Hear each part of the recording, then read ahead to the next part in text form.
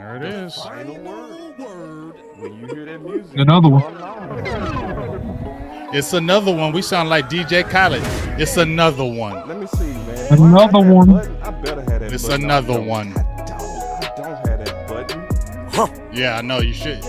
You got that one, but you Another it's one. another one. There it is. Yes, there I it is. do. It's another one. Say it again. Another one. Say it again, Bo. Let's go. Man. Let's go. I got something else for you too.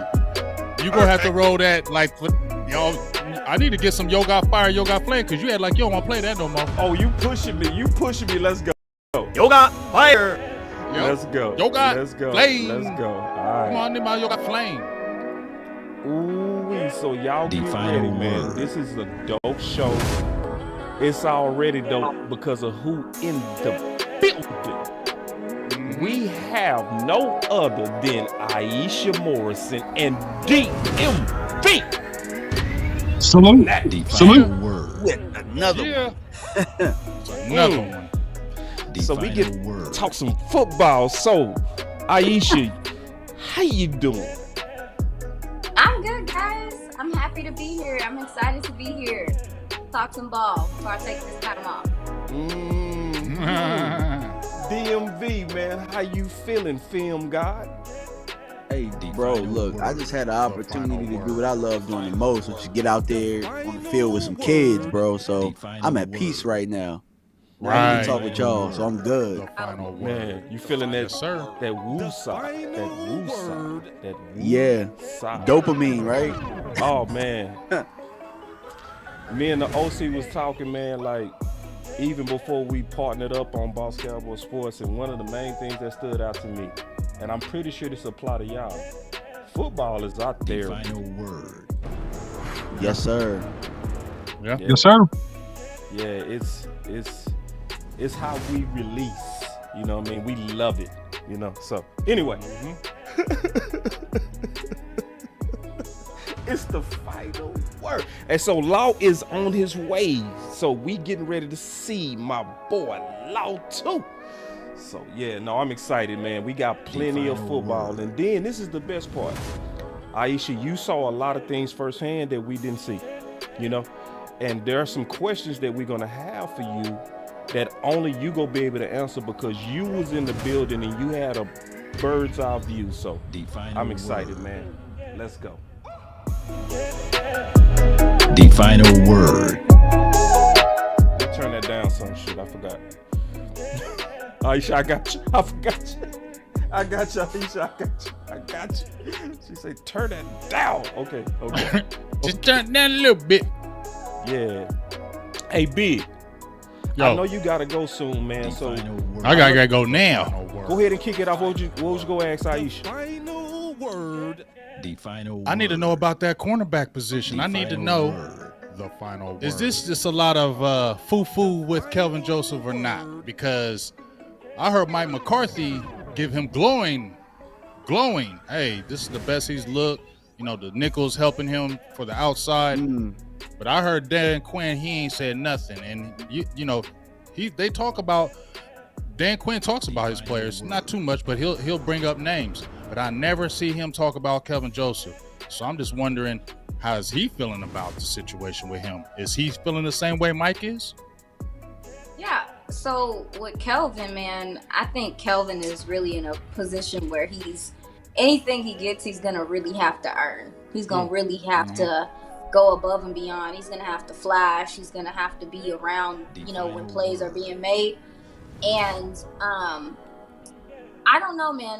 We have seen him, you know, work with the safeties and do some of those things, but you know that sometimes when that type of stuff starts happening, that's them trying to figure out where you're best suited. I know people kind of mentioned him being a free safety possibly, The final word. and I was trying to be open. I'm actually kind of open to seeing what happens, because if you look at that free safety position, you know, behind Malik Hooker, it gets kind of where's the free safety. So I'm curious about, you know, what's gonna happen with camp. But I will say, The final word. I The final word. have not seen anything just extravagant from him so far. He's had a couple of pass breakups and some things of that nature, but I've just been seeing him doing mostly, you know, things off to the side and stuff. So From a coach's standpoint, though, I will say they understand a player's progress more than we do. I mean, some of you guys have coached, you know, that you can speak on that stuff. So if Mike McCarthy feels like he's seen improvement in him, then I'm not going to knock that. We haven't gotten a huge chance to see it as of yet. So I think for camp is going to be huge for him to make some splash plays. We're going to have to hear his name, you know, because it's tight in there. That cornerback room went from being empty to being like, okay, you do have some pretty good backup guys and some guys that can come in and play. So long-winded answer, but I honestly don't know what is to come for him, but I do understand it's under his control. I feel that. I appreciate that answer. All right, y'all, I'll talk to y'all in a minute. I'm going to jump over on Teague stuff, and I'll be back in about 20 minutes. 30 minutes. Beautiful, beautiful, beautiful, beautiful. See you in a minute, big. All right, y'all. Peace. All right. See you, Aisha. I'll talk to you back in a minute. Bye. All right, DMV.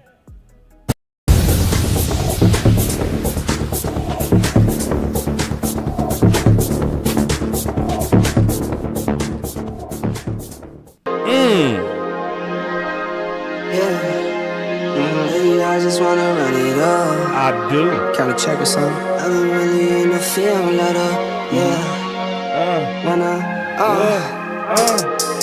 I've been really in the field, let her rush, I let her feel. Lately, I just wanna run it up. Don't need no deals, I make the deal. Half a ticket to a meal. Lately, I just wanna run it up.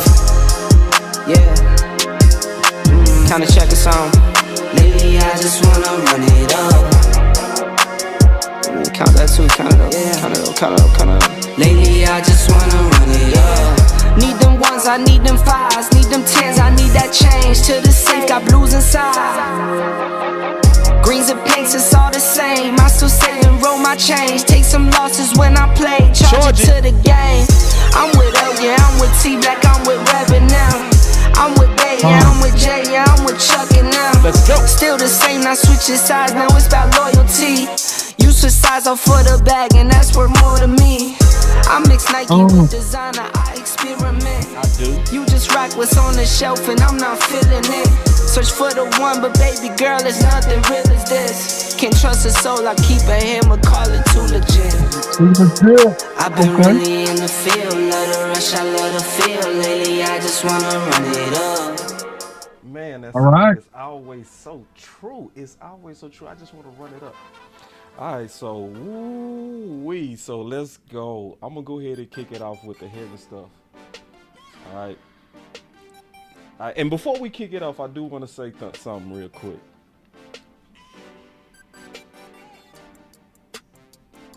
We got some more guests that's coming, so I want to say that first because there's a lot of people that's gonna watch this on rerun. We have Kevin Gray coming, we have Clarence Hill coming, we have Yeoman coming, we have Vach coming. All right, so most of them are actually booked to a particular date. We also have Rome coming, so and that's just a few. So we still got even more. I just want to say that before we get into the show. But then I want to highlight something real quick, and then just kick it off with Aisha and DMV. So some things that I really want to slow down before we start getting into football. I want to talk about personal success, accomplishing goals, accomplishing dreams. So this came from Derek Eagleton. And he said, you ladies broke records this year. Let's just stop right there and clap it up. Just on that first sentence, damn it. Come on now, clap it up. Yeah. Clap it up. Come on, that's just on that. Let's clap it up. So let's keep going. No other podcast in Cowboys history. Forgive me for getting more because I'm excited about this. No other podcast in Cowboys history has had more listeners in their first year. So proud of what you created. The best is yet to come. So then Haley, it just talked about with Aisha, the knowledge of the game has pushed me to step up my game. Oh! So let's just start with that. And we go keep going. So Aisha, we want to obviously hear about that momentum that you got going. We gotta hear this about this. So it's on you. What's your thoughts on? Can I call you bland? Is that appropriate? What? Like Yeah. Duran Bland? No, yeah. I think it's a perfect analogy. Bland. Yeah. Where, let's be honest, where you coming from the YouTube streets, right? That's almost like being a fifth or sixth rounder. You don't have the North Texas journalistic, but you got the heart that you got from the YouTube streets and just learning. Can you take us through your story? Because this is amazing. Yeah, man. So first of all, I want to thank God for being here and having the opportunity to be here. Yeah. I understand. I'm very grateful for my journey. Very, very grateful for my journey.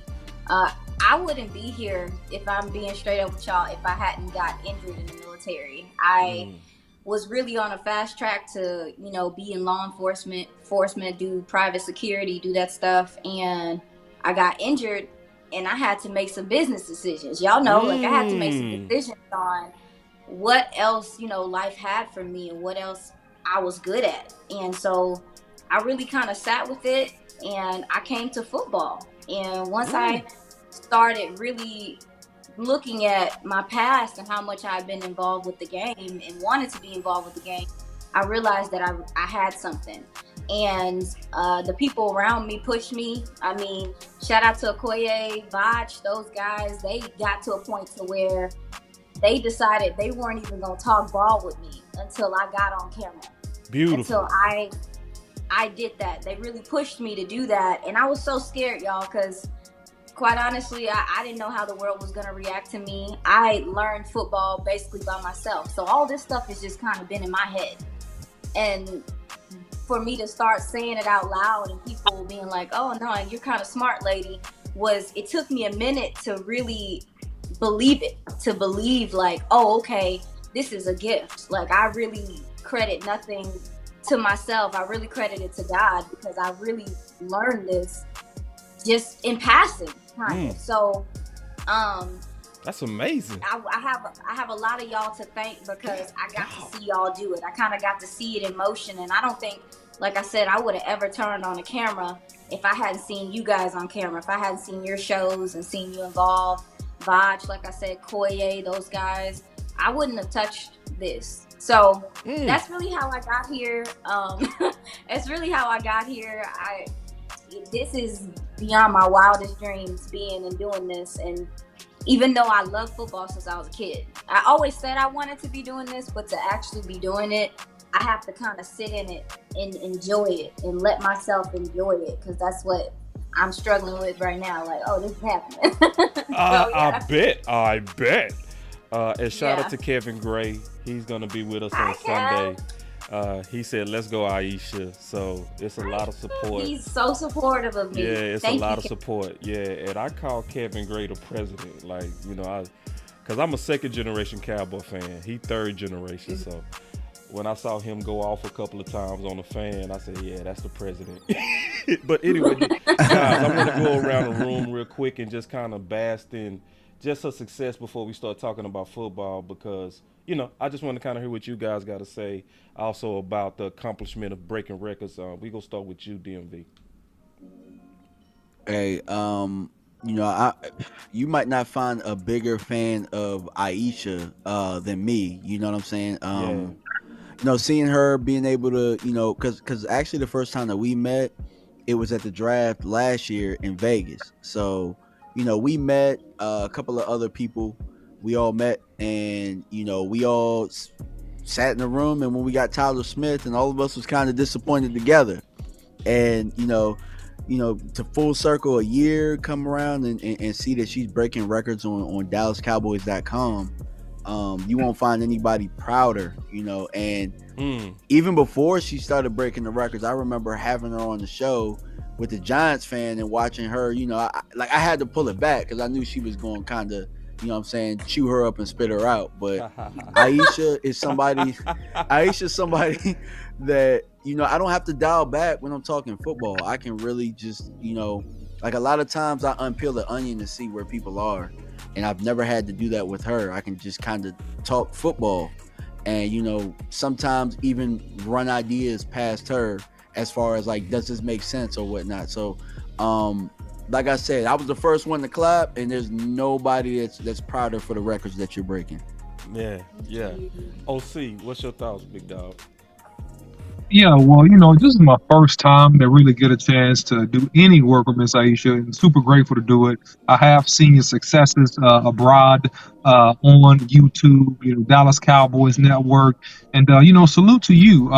First of all, it is nothing more refreshing and more enjoyable than to watch a football game with a female that actually understands what she's watching. So that's phenomenal. And, you clearly shown you got the dog in you.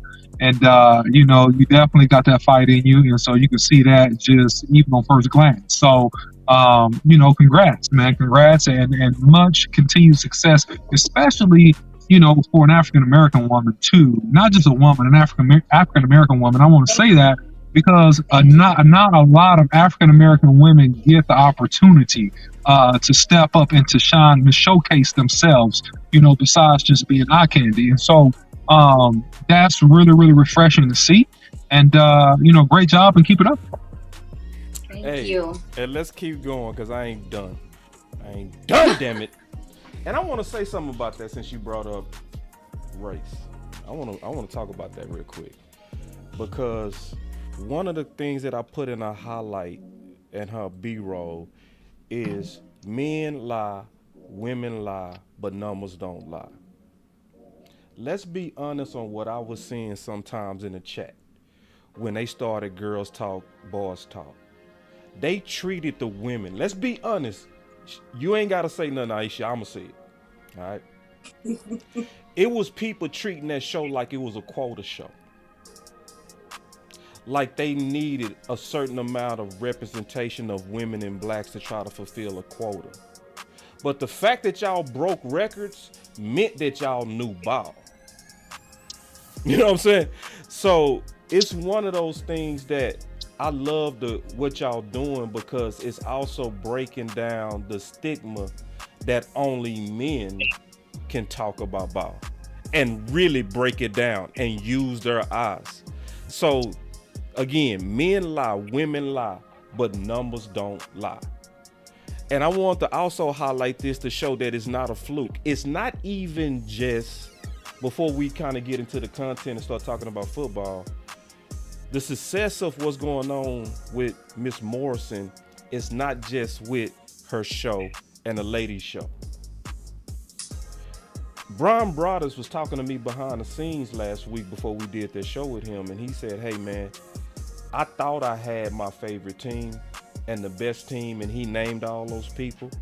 He said this group that I just went with broke records too. And he said one of the main reasons, he told me this behind the scenes. He said it was you. And you a rookie. See, that's what's amazing. You a rookie. you are bland. Like you are the run bland. You came in the game and got 6 interceptions. Do y'all have any thoughts on that real quick? That's what I mean. Hey, why you call her a rookie like it was training day? Like you a rookie. Yeah, cause like Bland, she came out of nowhere. You know what I mean? Yeah. Like first year player. First year player, and it's like I hadn't seen her before. And she breaking records out the gate, and 2 shows with her work ethic. So it also says to me, like a draft guy, upside. Would you agree to that, DMV?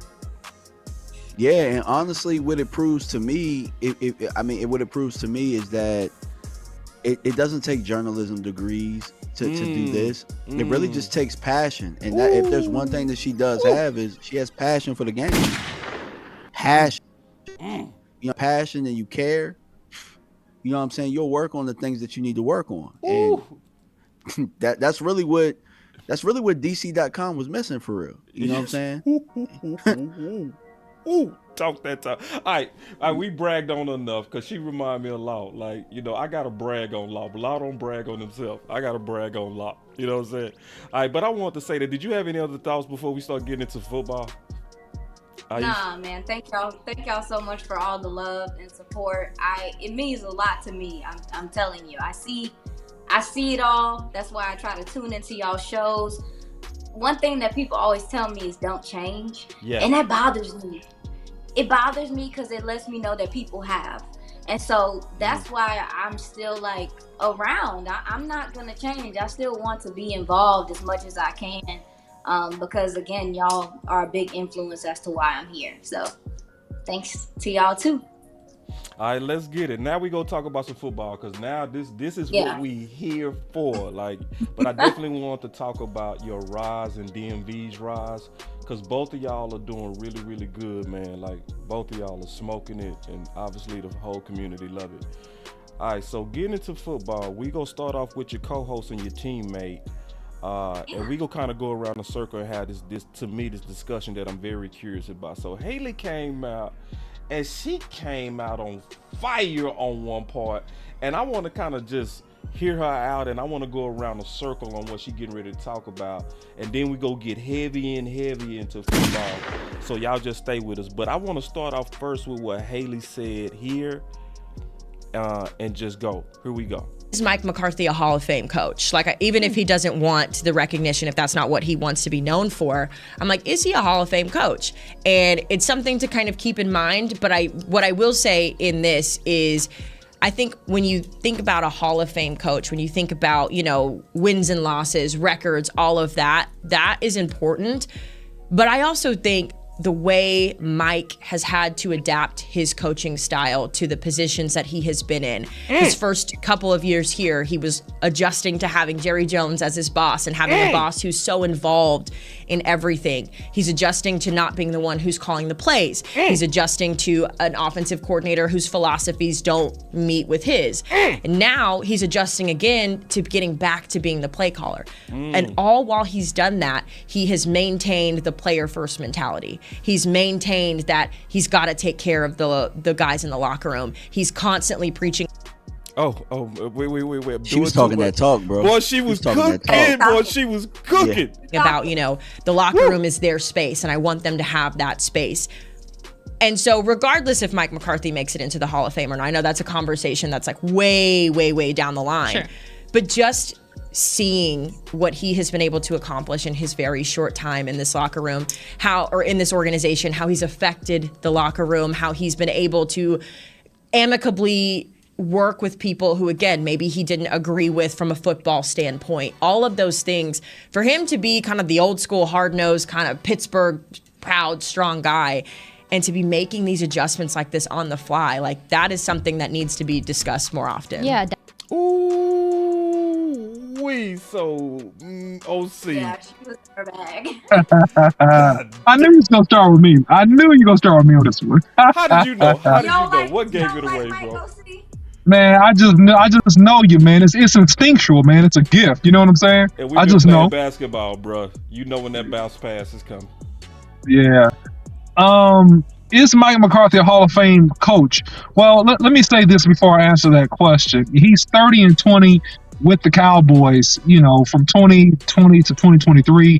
He has 17 years of head coaching experience, 157 against 99 losses, I believe. I think that Mike McCarthy is a great coach.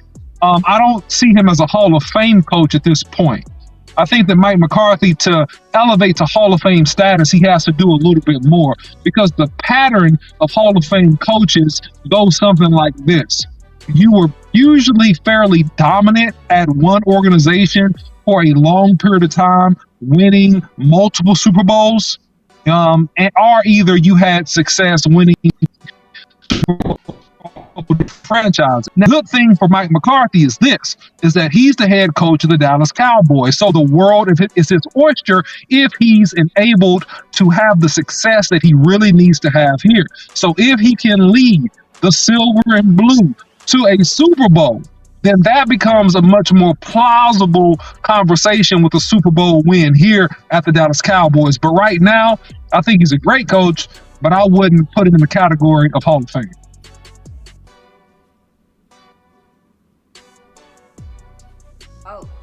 It's on you. Oh, okay.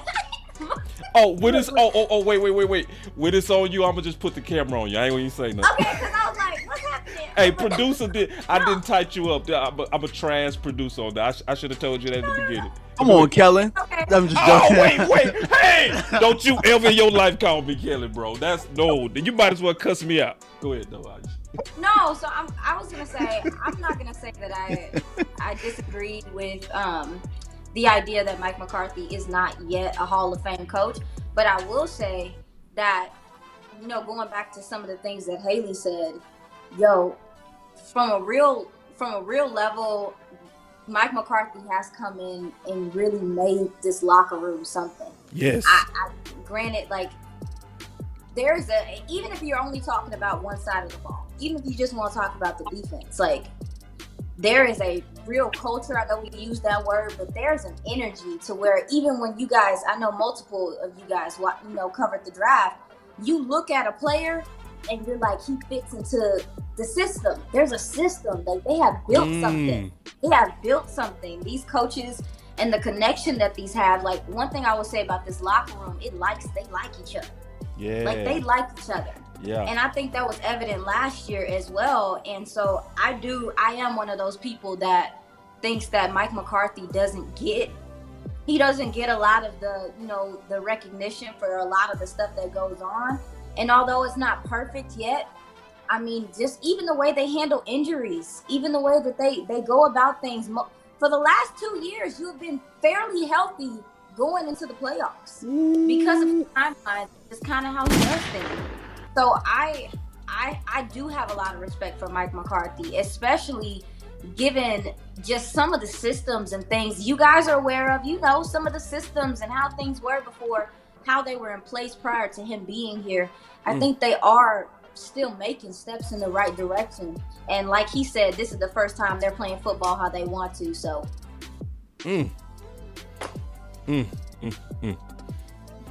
Yeah. So for me, I don't think that he's a Hall of Fame coach yet. I would agree with everything that Aisha said. I would agree with everything OC said. And there's one thing I'm going to add that these guys kind of missed, right? It wasn't something crazy, but if you look at it, Mike McCarthy's in a tier of coaches right now that are right on the cusp of Hall of Fame. Yeah. Guys that have won one championship and, I would say in a historic franchise. So you're looking at Mike Tomlin with Pittsburgh Steelers. You're looking at Sean Payton. Now he's with Denver now, but that championship in New Orleans was monumental for them. And then you look at a guy like Pete Carroll, So I think all of those guys are on the cusp of being Hall of Famers, right? And Andy Reid just won the second one, so I think he solidified his. I think Mike McCarthy's Hall of Fame status really is dependent on where he's able to take this Dallas Cowboys team. Because if he's able to be the first coach ever to win championships in two different places, with him winning a championship in Green Bay and then winning in Dallas, I think he's a shoo-in. But right now, he's right on the cusp. He's a great head coach, like the OC said, but he needs that one thing that's going to separate him from that current tier that he's in. Yeah, and just to be honest here, I mean, when you really break it down about these Hall of Fame head coaches, they're judged like Hall of Fame quarterbacks. It's the exact same conundrum. You need at least 2 Super Bowls, and you need 8 to 10 successful seasons. That's what you need. If you got that, you getting in and you qualify as a Hall of Fame type coach. Because a lot of these quarterbacks that were solid quarterbacks, right? That, hey, they got to the AFC Championship or NFC Championship, they never won. Or even some of these guys that won. You say, he's really good. He's pretty good, but Hall of Fame is just another level up. Oh, he got 2 Super Bowls. He balled for 8 to 12 seasons or 8 to 10 seasons. He had good numbers. Then yeah, he's Hall of Fame worthy. And so I think that Hall of Fame coaches are judged just like or close to Hall of Fame quarterbacks. Yeah, and I would say with Haley, I think she wasn't really like digging into the Hall of Fame point, because later on she said, and I didn't play that part, but she said that's farther on down the line. What she was more so highlighting was the degree of difficulty and his ability to adapt and maintain the culture at the same time. So when you somebody that know what he went through intimately like us, that's Hall of Fame ish. I don't care what nobody say. Yeah. That's because we went 12-5 with dysfunction. That's amazing. Like like most people who would have had a schism or a divide with their OC would have tanked. They would have been talking in the media. It would have been messy. He was a constant professional through it all. Like, we was picking up on it, but even we was kind of like 95% versus 110% like we are now. So I do agree with you, OC, on this for sure. That if he win in Dallas, he got it. That's what's gonna push him over. That's what's gonna push him over, because to your point, in terms of Hall of Fame, just to talk about it, this is a fun conversation for now before we get into more real football. But he has the winning resume. He have 7 playoff appearances in Green Bay in a row? Yeah. One of the best winning coaches in December? Yeah. So the only thing that people will probably hold against him would be the fact that he was fired, So when you're fired, that kind of take a dip in your reputation. But he's clearly, in my opinion, on the way up. For sure. So, and I think he in position to do it now. What's your thoughts on that, Aisha? Well, I mean, even talking about him taking over play calling and some of the things he's going to be doing, I know we're going to get into it, but I kind of wanted to talk about Brian Schottenheimer. Let's go. His interview. I asked Dak in his when we were in the scrum, I was like, if you watch Brian Schottenheimer, I know you guys haven't gotten a chance to watch practice, but he is turned to the max. Ooh. I mean, his energy level is so high. He's talking to guys, he's coaching, he's very high energy, and the defense has spoken very highly of him as well. He's very well liked, and I think that matters. And so when I asked that, does that help y'all get ready for practice? And he was like, yeah. He was like, he really, pours into us. But he said something that stuck out to me is that he makes everyone feel included. And I felt like that was important when you start looking at just how some things kind of transitioned last year towards the end of the season. We saw the uses of the tight ends go down, just some of that stuff. I think it's important that we have a coach or a guy that's at least on the offensive side with McCarthy that's working that way and is very well liked through the team as well. But then also too, what did you guys think about the analytics hire they just had from the Colts, John Park? What do I think of John Parks? I have no idea. Yeah. What about you, John? I mean, you DMV. I ain't gonna even fake. I'm like, who? Yeah, See, I'll be honest. I'm not familiar with it. So you have to catch us up. We gonna turn that question right back to you. What do you think? Oh, okay. No. So, when you start looking at, some of the things with Mike McCarthy, the things that a lot of people don't think he does well. I'm sure you guys have scrutinized the time management and things like that. This gentleman, John Park, that's what he did for the Colts. They actually were one of the first teams to have. He was working with Frank Reich also too. They were one of the first team, the Colts, to have someone come in pregame and basically just run down the analytics of like fourth down. What's the likelihood of this, and breaking things down. I listening around and keeping my ears low to the ground and reading a couple articles. This hire sounds like it could be very helpful for Mike McCarthy as he takes over play calling and, really is engulfed in the game. And so I know, again, that's something that a lot of people question about his coaching, and especially as a head coach, is the time management and some of that stuff and the analytics of let's go for it on fourth down or whatever. It sounds like this gentleman might have may make a difference in this offense and this offense efficiency. Because how many times will we sit in there like, all right, the numbers show you shout out to Matt Owen. The numbers show you that these first down runs are not effective.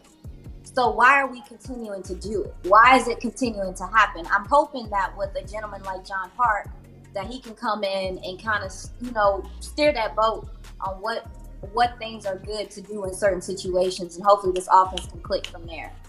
Okay, I got you. Yeah, and I'll jump in real quick on that. I mean, he was the director of football research for the Colts. I think he helps in the sense of understanding the trends and the data. I think that's always helpful, at a 10,000 foot view, right? Right. My only not pushback, but just different viewpoint about it is that I think that play calling to a degree is instinctual.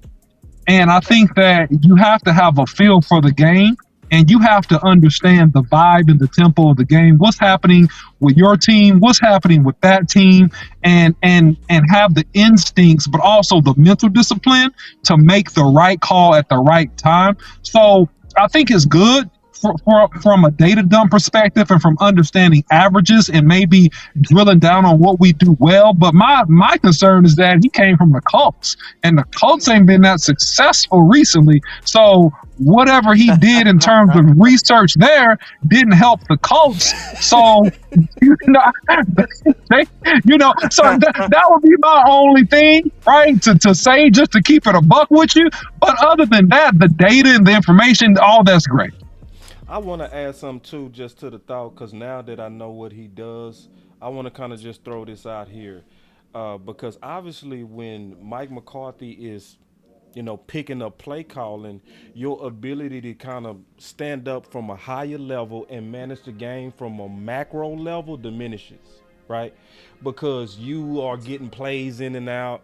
You trying to make sure you don't have your own tendencies and patterns. Because we got two OCs on. So the OC and DMV are both offensive play callers. So y'all should be able to definitely give some insight on what I'm getting ready to say. Because when you are the OC, how do you really quality manage situations without somebody analytical in your ear that's looking at it from just an analytical standpoint? What's y'all thoughts on that? I'm gonna start with you, DMV, and go around the circle. Yeah, I definitely think that that's important. You know what I'm saying? Because, and I'm pretty sure the OC is going to say this, self-scouting is very important to having success. I would say when I'm calling the offense, the best weeks to really have are bye weeks, because you get the opportunity to self-scout and see the things that, maybe some of the patterns that you're doing. Going back to the point about adding this gentleman and what the OC said, feel of the game is very important, and I try and tell people that all of the time. You know what I'm saying? And I think that maybe some of that friction that Haley talked about with Kellen Moore and Mike McCarthy not really calling plays maybe messed up some of the feel of the game for him. You know what I'm saying? Where Kellen is doing what he's doing, and there's just something off between the chemistry, and maybe that's where some of the blunders came. Because I'll look at Mike McCarthy, and it always seemed like he had a feel of the game in Green Bay to me from the other side.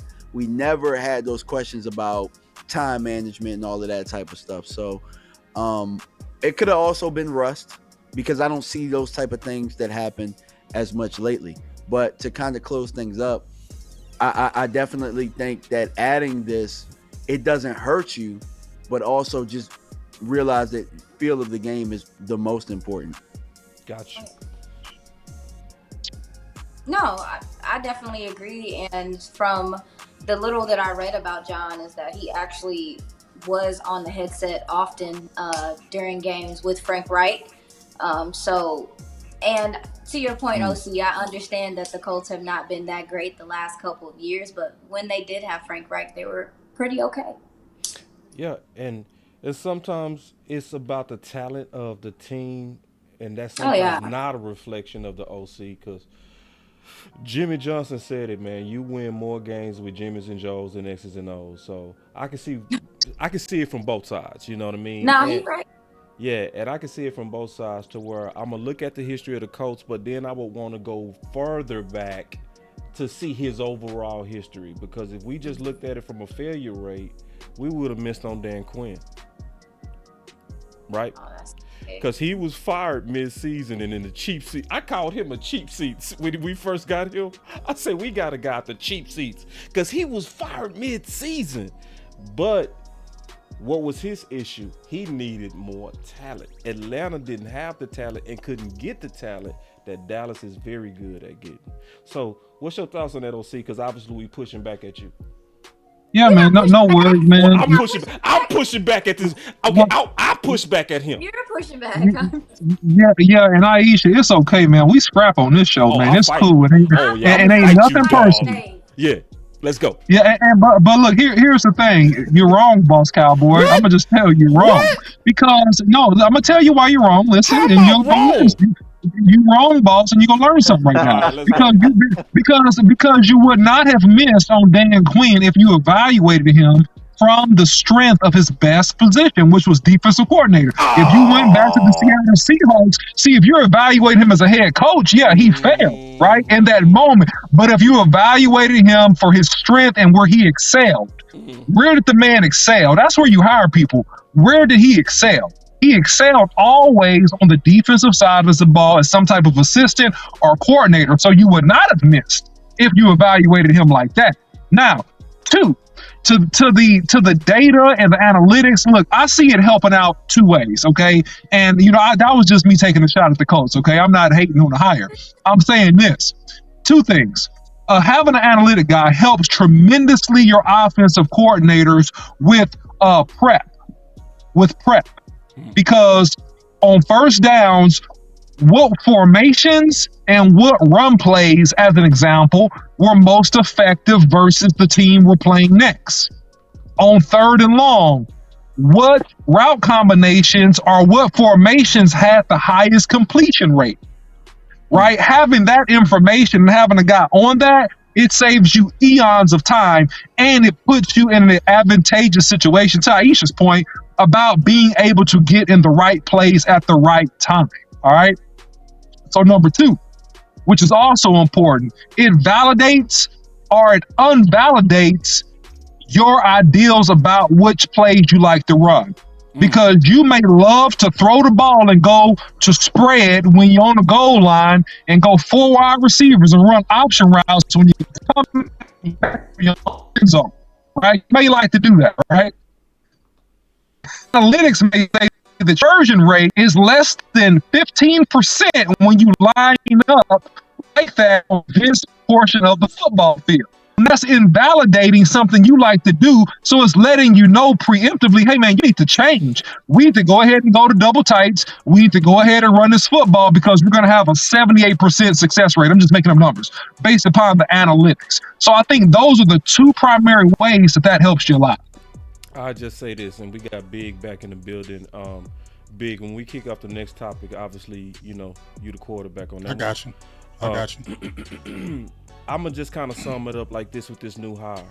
One thing that I like about Mike McCarthy is he's a common sense coach, period. So, like, one thing that you brought up, Aisha, you brought up the fact, and you said this real quick, people might have missed this. People might have missed how he managed the injuries. See, that's what people missing. That load management. That's where Mike McCarthy is low-key genius. Because, see, we used to all get upset. Why is he putting Diggs on the bench? Why is he managing? He was one of the first coaches to recognize that you got to manage your players different on a 17-game schedule and a 16-game schedule. Like the common sense of Mike McCarthy, I just trust it. So if you hiring this John Parks, I think it's gonna be good. Now, let's get into the elephant. Oh, elephant time. And I talked about the elephant that's not in the room. The elephant that is not in the room. So let's start here. Aisha said on her Twitter, Tyler Smith switching back to guard and looking like the pro he is ain't getting enough discussion for me. Well, damn it, let's start the discussion now. Y'all, Tyler big, y'all. Like, Nah. he's gotten bigger, y'all. You know how they neck start getting thick. I said that. He Aisha, dropped I the baby said fat. that. He dropped the baby His neck fat. getting That's thick. all. Yeah, he's lean. He yoked. The big, boy yoked. y'all. And, I kind of talked to a few of the offensive linemen, and they were telling me, because we haven't gotten a lot of information on Mike Solari and how he is, but one thing that, they said that they're really emphasizing is technique. He was like, most of them said that they're emphasizing work and technique more than almost anything else. And I honestly don't disagree with that, because when you look at most of the Cowboys offensive line, they have the feet. It's the hands. It's the hands that have really caused issues with the penalties and stuff like that in the past. So I'm like, all right, well, that's interesting. But Tyler he snapped back in the guard, y'all, and it was like nobody was beating him off the line. Ooh. Nobody was beating him. And granted, they're not like contact, but his burst just out of his stance, and you can tell that this gentleman he's just getting it. The game is starting to slow down for him. It's really fun to watch in real time, to be honest, y'all, to just see a young player starting to really get it. And he snapped back in the guard like normal. And I don't think that's normal. And I just don't think that we talk about it enough, how well he can play at those two positions so early in his career. So let me go here, Dennis, on you, Big. All right. So I really want to see some continuity from this offensive line. And so my question to you ladies is, where do you see that continuity being? Where do you still see holes where this offensive line should be focusing on during this offseason OTAs? And I know it's a loaded question. That's why I'm asking you guys. No, it's okay. I wrote down, Lord, who gonna play left guard in my notes? Because listen, I really feel like with Terrence Steele, listening to him, talking to him, not sure, you can't guarantee when he's going to be ready. But if he is not ready, I think that Tyron is going to take on right tackle. Michael Gelkin, he mentioned it in an article this week, is that he really does feel as though that would be the move. So then your question is like, so who, if Tyler is your left tackle, because he's been taking, at practice, he took reps there, who's your left guard? And so really for me is looking at the battle at left guard right now.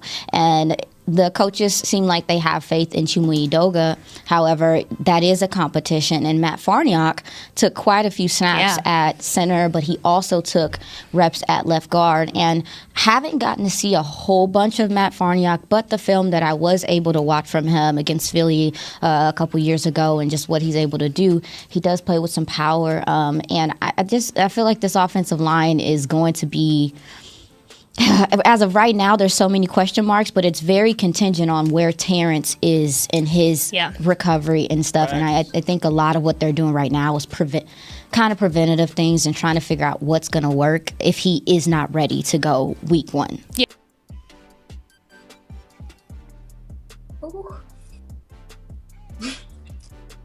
Big. Yo. It's on you. Yo. Yeah. Okay. Well, I mean, I'm gonna agree with Aisha on that and the ladies, but here's my thing. We were serviceable with Connor McGovern, right? We almost had 2,000-yard backs with Connor McGovern at left guard, correct? And before him, the year before, they were saying, "Oh, Connor McGovern, he's terrible." Yeah, Connor Williams, right? The offensive line. Remember our run game before? I think Tyron Smith went down. It was one of the top rushing games in the league with Connor Williams there, and Connor Williams was maligned. Correct? He's too light. Connor McGovern too slow. But you still had top rushing offenses with both of those guys who were quote unquote average. I get it. But in my opinion, I don't want Tyler Smith going to guard. Just me. I want him to be the all-pro left tackle. I want Terrence Steele to stay at that right tackle. Those are your bookends for the next at least 5 to 6 years for them guys. And I know how Tyler Smith can slide inside. And just how Aisha said, you're not getting enough credit how as a young player that can do that and still be very, very good. You're not just good with it. I mean, you're very good on both positions. But I just think keep him at that left tackle, figure it out at that left guard. You got Chuma, me and DMV. I was like, no, put him at tackle. DMV hit me back like, you talking about you gonna put Chuma there? Hey, work him out. Figure out a guard. You can. You got all those draft picks there from the last couple of years. You got to figure out somebody got to be able to play. So I wish one of those guys would step up to the plate and take that left guard position so you can keep Tyler Smith at that left tackle and let him grow and be great there. Terrence Steele, I get it, but they're talking about Tyron Smith can be that swing, and that's why they did the incentive-laden kind of contract, because they probably knew that Terrence Steele wasn't going to be ready. So go ahead and get this work right quick at right tackle, Tyron. If they don't put him at left, I just don't want them to do that. I want them to keep Tyler Smith there. Tyron Smith play that right tackle a little bit until Terrence Steele come back. You be the swing, and somebody step up and play that left guard, because I believe we'll still be okay at that left guard position. Let that guy grow at that left tackle and be great, just from me. I'm going to disagree.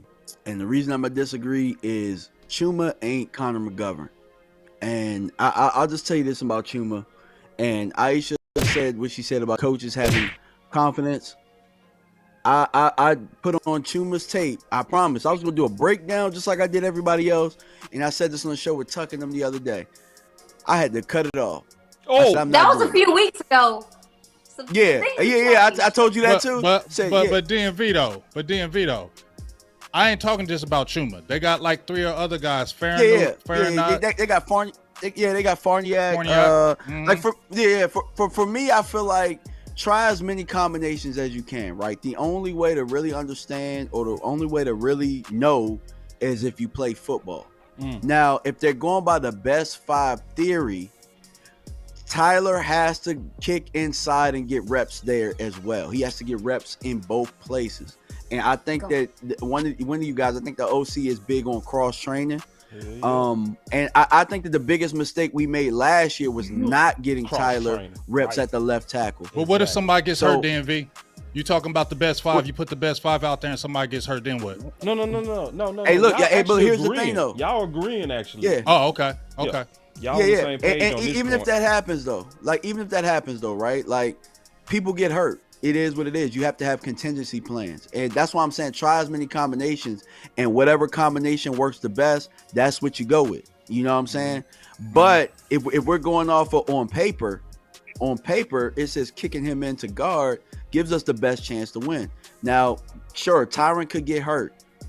Tyler could get hurt. Biotish could get hurt. Any of those guys can get hurt. So at this point, man, you know, you can't build the team being scary. If they didn't feel like guard was important enough in the draft, then this is the plan going forward. So I think we got to be okay with that. You know what I'm saying? I mean, you don't got to be okay with it, but I'm just saying that's the plan going forward. We all screamed guard. We all screamed get a tackle. Matter of fact, we were saying get a tackle. And, you know, Dallas decided to do what they wanted to do. They like, well, let's go. They like a couple of these guys on let's put it this way. I can't wait to see what camp brings, but on paper, moving them in the guard isn't necessarily a bad thing. Yeah, OC, what's your thoughts, man? Yeah, and so, you know, well, I may have to jump after this, boss. So if I just happen to disappear, you know, much respect to you guys, and I'm sure you guys will land this plane strong. I think that at the end of the day, Tyler Smith started every game at the left tackle position, and he played very well. I don't know of a rookie in recent history across the league that played better than him at the left tackle position. Does he have the ability to play guard? He absolutely does. I think he's so talented, he could be a Pro Bowler at either position. But a very, very important question needs to be answered. If you move him into left guard, who then do you trust enough to put out there at the left tackle position? With Terrence Steele not being ready to play by all indications by the beginning of this year, and if he is, it's because they rushed him back. All right, so I'll go on record of saying that. He's less than roughly 8 months off a torn ACL, so he's going to need some time. So in interest of the team, I think the best thing to do is to leave Tyler at left tackle.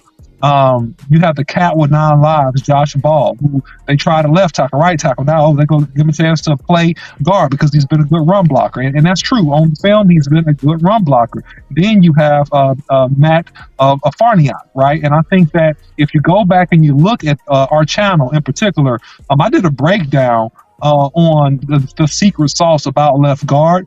And I talked about the RAS score, and I talked about how Matt Farniak and how he played. He had the highest athletic RAS score coming out when he came out of Nebraska. He has a combination of power and quickness. I think that if it's fair competition, I would say that Matt Farniak, wins that left guard position. I think he's scrappy. I think he's versatile. I think that he is solid enough to actually get the job done. If it's a political environment, then maybe Josh Ball would get it, but I don't think he lasts because he's not good at pass pro. I think that Matt gives you the perfect combination of a guy that can get movement and a guy that's solid enough in pass pro to hold up. That would be my contention. We talked to Michael Gelkin yesterday, and we pretty much concluded from comments like Terrence Steele is not going to guard. No. He's rehabbing a play right tackle, right? So that's not a possibility. Yeah. And as far as Chuma, we've done, and I'm wrapping this up. Excuse me for being long-winded, but here's the thing: if you look at Chuma is break upon emergency. Like, that's the kind of player he is, right? He's a break upon emergency. He's a backup player. And we did a film breakdown on the guard on him. We didn't finish the series yet. We got one more person to do, which is Matt. But if you go back and you look at that, we did an extensive breakdown on Chuma and his abilities, his strengths, and his weaknesses. So that's kind of where I'm at with it. Well, cross-training is the new norm. That's what it is. And the Cowboys have learned their lessons. Shout out to Jay Tuck, man. Jay Tuck in the building, man. Always good to see you, big bro. But salute, Jay. But cross-training is the new norm. And it's very smart. It's very smart. It's something that we have been preaching on the Final Word for at least 2 years. Like, because there's a lot of people that believe in a philosophy of let them stay at one position. Don't play music or chairs. Listen, that's what put Tyler Smith in the awkward position last year. That's what put him in the awkward position. When we was trying to make him stay at guard, he was then forced on his own out there left tackle. Mike McCarthy has learned his lesson. Yep. Now what they doing, which I love, they have embraced cross-training. From the beginning. Like last year, they did not. And we paid for it. And it's so many games to where cross-training Peters, cross-training Tyler helped you. And I really do believe this. And then I'm going to show you a highlight because you talked about this, Ms. Morrison. The cross-training being the new normal. I think the key to the whole thing is Tyler Smith's flexibility. I think that's the key to the whole thing. Him being truly a left side player. That's the key. Because then if you start, let's say, for instance, Tyron Smith at left tackle and he get hurt, because you've been cross-training Tyler Smith, then you just move Tyler Smith out to that left tackle, and then you move up the best available left guard who earned it through training camp and those preseason competitions. So the flexibility of Tyler Smith is the key. So I just wanted to play this cross-training clip, and then we'll talk about it. That was stressful watching, and it was interesting because I did talk to Tyler Biadasz a lot. I talked to him in the locker room after OTAs, and then I spent media day with him where we had a bit of a wait. So I probably was with him for an hour, if not a little bit longer than that. So we had nothing but time to talk about things. And so I asked him, I said, does this make you nervous? The fact that, nothing is really set in stone. You don't have your staple guys in every set position of this O-line. And he said, no, because what we do get is we get this shuffle, and I'm able to learn how to communicate and have that cadence with every single person, no matter who it is, because it really starts from him and then it works its way out for the communication factor of it. So he said, I'm not worried about the communication, and if I feel like there's a little bit of a drop off of communication with somebody, I make sure to go work with them individually one-on-one to figure out what the issue is. So that was reassuring to hear that Tyler Biadasz can kind of make it work with whoever, but that was what I saw. So yeah, I wonder if take that that's for the new granted. thing, though. Like you mentioned, Haley. I'm sorry. No, you're good. I was but you mentioned continuity, and that's something that through the NFL we always hang our hat on as far as offensive line. You want continuity, but with it being 17 games in a season now, it feels as though this coaching staff is preparing for those scenarios, because we've seen in the last couple of years, specifically with this team, is that injuries happen. And you have to learn on the fly, and them kind of being preventative about that and seeing what they have in these guys right now is what's happening. And so I want that, to your point, I wonder if that is going to be, if this is kind of the new standard, is like, yes, you want continuity, you want the best five and everything, but is it likely that best five is going to finish out the whole 17 game season? Right. Nope. Let's prepare for the worst, I guess, you know? Right. Yeah. All right, so we got to kick it back off with you, Miss Morrison. Can you even elaborate that on that Man, actually, it was super dope. I asked Mike McCarthy that in the press conference, and he basically was like, I would have thought you were in our meeting, you know, our team meeting, because it's, from what I've seen, it's been a mixture of guys. I'm so glad that y'all named like Matt Waletzko, Matt Farniok. That's a competition. Like, that's a real competition. I do think that Matt Farniok, at the beginning of camp, like, I saw a lot of him, but towards that end, y'all, Matt Waletzko was doing his thing, and also a player. Hold on, we gotta pause, cause see, that's breaking. Wait. No, I think. Yeah. By the way, I already knew that. I just let her break it. Okay. My bad. Keep talking. No, let me temper, because one thing I was looking at for Matt Waletzko, and I'm sure OC was looking at it too. When you talk about a guy having a shoulder surgery and things like that, I'm really looking for, is he afraid to even, they're not in pads, they can't, you know. Yeah. But I'm even looking just to see if he's cool with extending. How much power can I see his force? Because you can. I don't care. I know people be like, it's no pads. You can tell when a guy is really fully into it. And I remember catching him in the locker room, and I was like, dude, you good? And he was like, I'm tired, bro. Like, because he's getting a lot of snaps. He's really working that swing. So when you start talking about that right tackle position, in my past video, I said, I think that Tyron might be the guy, you know, to start the season at right tackle. I would really be looking at Matt Waletzko. I want to see how he is in pads, how he responds and stuff. But I really want to. People had to, like, don't get it twisted. We had a lot of faith in this guy. I looked at some of his draft film. I thought he was pretty good. This is so interesting. I was looking at him like, I'm really paying attention to him as far as being that real swing. And TJ Bass is a guy that I think, if he keeps working, could be somebody that we're like, you know what? He might be able to man that guard. I don't know if y'all checked out Cody Malk, but he got some of that Cody Malk. This is good. Yeah.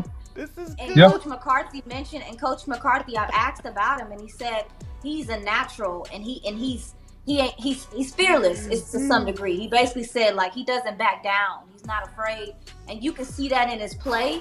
And they moved him around. Like, he was at guard, he was at right guard, he was at center. And I think that's important, because Zach Martin is a guy that's getting up there. So let's just see. I don't know. I'm not gonna say that he's just going crazy. No. It's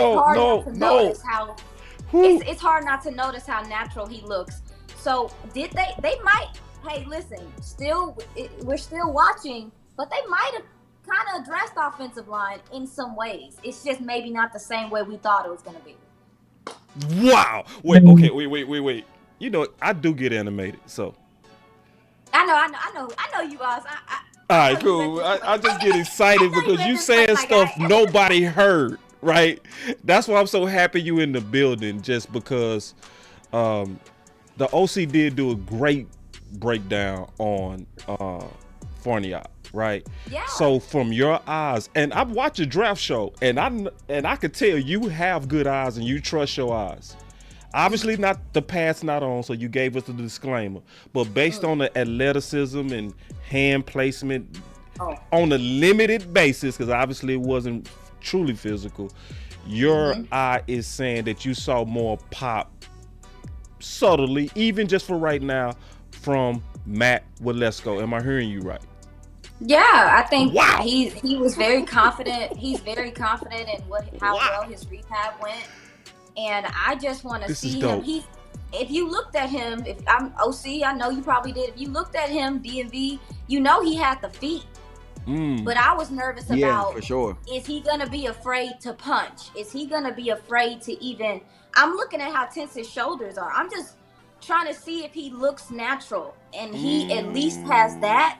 And I think that's a big step. That's a big step, because if he turns out to be a legit swing, I'm gonna feel a lot better about this. She hyping me up. Don't be See, playing with me. Don't play you with know, me. You know what? I'm gonna tell on Aisha. You know what I got. See, her background gives her an advantage and gives her better eyes on the football field. No, it's not even Oak. It's not just Oak Cliff. Yes, it no, is. No, everything in Oak Cliff. Shut up. Everything in Oak Cliff. Listen, boss. Hold on, boss. Kick you in your stomach if you ever tell me to shut up. Hey, boss. Pardon me, sir. Please listen so you can understand context. All right, cool. Respectfully. Okay, thank you, sir. All right, sir. I'm saying the background about the military background. She mentioned tense and shoulders, right? Those are body cues. This woman is used to looking at body cues and stuff like that. That's a military background. That's training. That's personal security stuff. That's know if I gotta kill you and if I gotta pull this gat real quick and pop. You know what I mean? Like that's where that's coming from. Yeah, she got good eyes, man.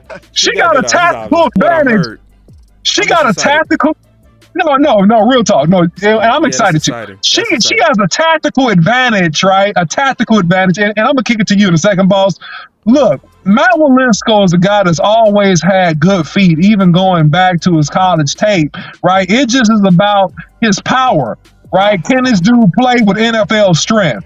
And if you're telling me he has indication of NFL level strength and he can hold up, then, man, I'm excited to hear now. You know, I'm trusting what you're saying, but I definitely got to verify when this guy gets the pads on. I got to verify, you know, because you know sometimes, and I trust your eyes based upon me just doing the show with you and hearing some of your commentary. But you know, some guys, you know, they look like Tarzan and then end up playing like Jane when she gets the pass on. But I just want to see him prove out a little bit when we get the pads on. And then I'm good to go, because if he's really ready to go, and contribute, then that changes everything. Yeah, I wanted to add, like, a lot of guys that aren't super duper powerful, I've learned even from the tackle position, they know how to use their length. And I think that he's getting a better feel for how to use his long arms and keep people at bay, but his feet allow him to cheat a little bit. So I want to see how he can improve there, because you'll catch him cheating because he knows his feet can get to the spot without being the initiator. So again, to your point, OC, I'm looking at I'm going to be really paying attention to him, because if he does have that power, I think he could really solidify that swing tackle spot, and that would be a really good step in the right direction. So. And I'm going to speak for Oak Cliff. It is Oak Cliff why she has good eyes. I ain't gonna come back to Oak Cliff again. It is. Hey, I love Oak Cliff. I love Oak Cliff. Especially the food. I got you. Especially the food I eat. One of the skills so I have a question. I got you, DMV, I promise. One of the skills you got to have from Oak Cliff, you got to be able to peep game. Period. Oh. Okay. Did I lie, Aisha? Did I lie? You can't be from Oak Cliff unless you are good at peeping. That's part of the community. When you go to the grocery store, I'm dead serious. All right, but let me go to Big Game James, because my boy been sitting in the back. I got you. What you got, Big? What you got, Big? I mean, I already told you, but I told you. Well, let's go. You got all those draft picks in there for a reason, right? Yeah. So just like DMV said, just like Aisha said, work these combinations. Why did you pick these guys up? You picked up Josh Ball. You got Farinock. I keep messing his name up. Please, Lord, forgive me. You got Walesko. Yeah, Farniak. There we go. I'm gonna get it right one day. You got it. But you drafted these players, right? why did you draft him and you ain't never getting him on the field? That's the point. Yeah. You got to get these guys on the field. And OC said it, and I'm staying with it. I know you can. It's great for the cross training where you can slide a Tyler Smith inside, but Tyler Smith is going to be an all-pro left tackle, in my opinion. You keep him there, much like Tyron Smith was when he came in. He had his struggles his first year, and then bam, you saw his second years after that. He was just an animal. That's what I feel like Tyler Smith is going to take that type of jump this season. We saw those big flashes last year. He's going to take a tremendous leap, and we're going to be like, dang, Tyler Smith is all that. Yeah. You get what I'm saying? Well said. You know what? They were very high on Matt Waletzko when he came out last year, right? They were high on him. Then he had the injury. So they're already going to give him every opportunity. And just like I said, he's stepping up to the plate. Let's see, because if he can come in, I would feel a lot better if he can come in and wrestle that right tackle position away as the swing right now and let Tyron chill. I know we love Tyron, and Tyron's still very good, but we know Tyron's going to get injured. Okay, we know it. We don't know when, but it's going to happen. He ain't finished a full season since, 2016? So let this young buck get this work, get real good, and I don't think it's going to be a big deal. He's got to go back to the bench when Terrence Steele comes back in. So I'm all for Matt Waletzko stepping up, because we need the more offensive linemen that are good for us, the better our offense is. So if anybody goes down, you don't miss a beat. You don't be like, oh, Lord, Tyler Smith just got hurt. It's over. That's not what we're going to feel when these guys are doing these valuable reps and stepping their game up. So we want all these young players to be good. And I think Coach Marvin said it, last week. Where are you going to have 5 All-Pros on the offensive line? That don't happen. You usually got a couple, and everybody else is pretty good. That can be the same case here. We don't need everybody to be an All-Pro. We need them to be serviceable and be able to handle the pressure when they come in or when they're starting. One thing I will say about Tyler, though, I'm sorry, before you go, DMV, and this is one thing that I had to check myself also too, analyzing and talking about where I feel like he should play. He has a say. He has a say so. He's his own man, and I want y'all to know that. Like, Tyler is a gentle giant, but one of his greatest qualities is that he's not afraid to take on the challenge, and he enjoys it. He welcomes it. And so, talking to him, I asked him, like, does this freak you out? Does this, is it? And he's like, nah, man, I love it. Like, he loves the fact that he can go snap. It's a flex. And not only that, he really enjoys, I know that he enjoys helping the team get better. So, whereas I hear everybody's thoughts on him being at left guard and wanting him to stay at tackle, we think we know what's best for him, but only he says what's best for him. And if he's okay with moving and going to different spots and working on his versatility, who are we to say?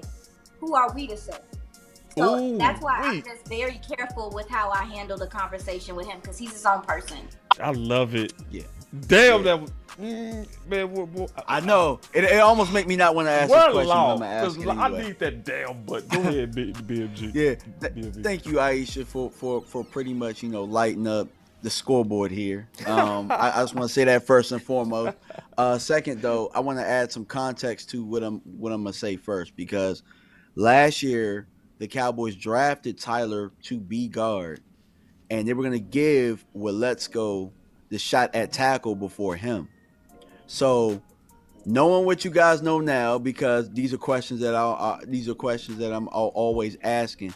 Knowing what you know now about Waletzko and the possibility of him coming in and being ready and being more than serviceable, does this change how you view things? Knowing that he was drafted to be the left tackle and Tyler was going to be a guard. I'm gonna say this and then I'm gonna fall off.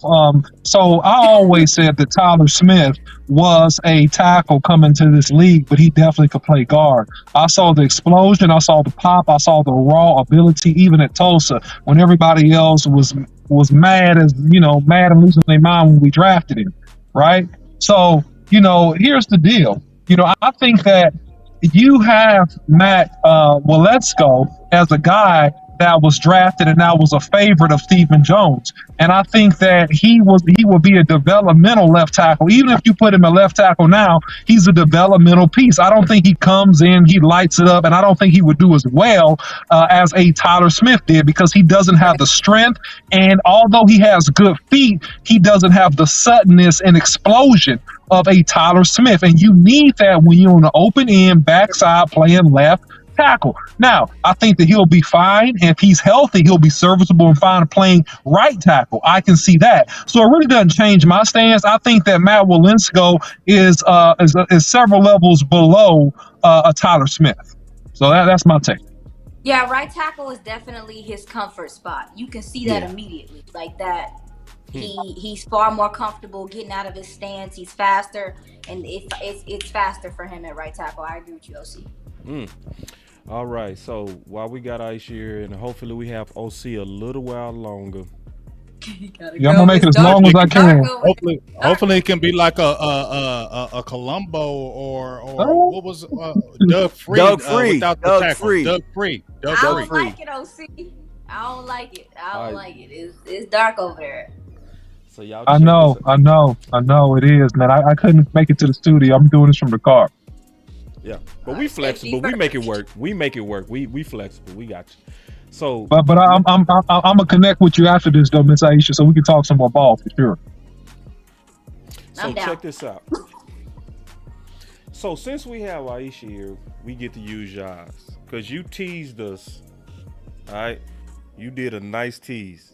So let's get into your tease right here. He's like baby Osa, because Osa to me is like prototypical. Like when I think of a football player, I think of Osa Odigizua, just big shoulders, strong legs, like just solid. Yeah. And Tyler Smith is on his way to that. But Sam as well. His arms were a lot stronger. See, this is the benefit of having an insider. Because see, they seeing them around the building.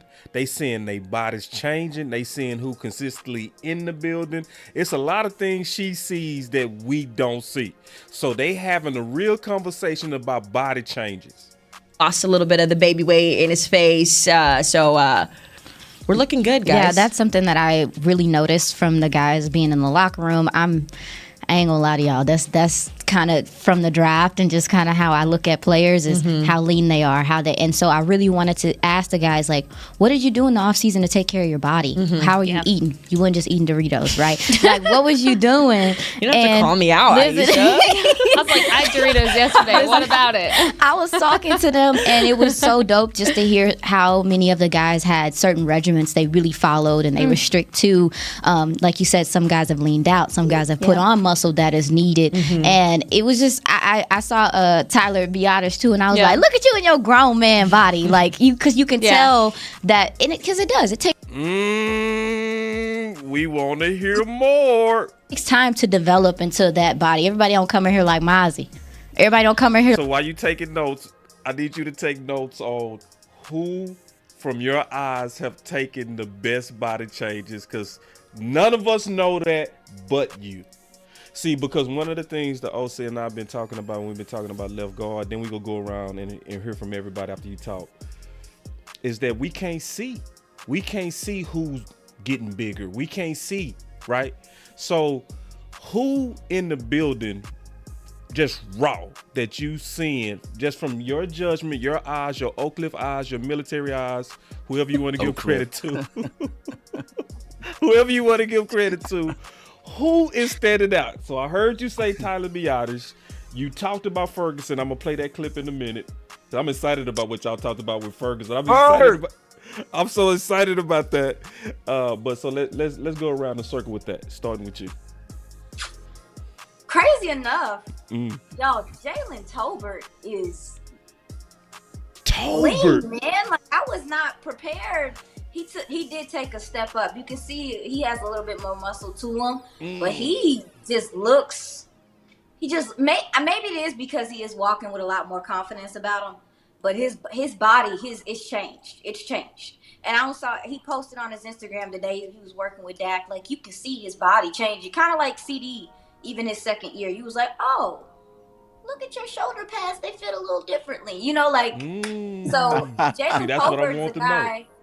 Yeah, he hasn't gotten talked about a whole bunch about as far as his body, but you can tell he did do some things differently this offseason to put on some weight.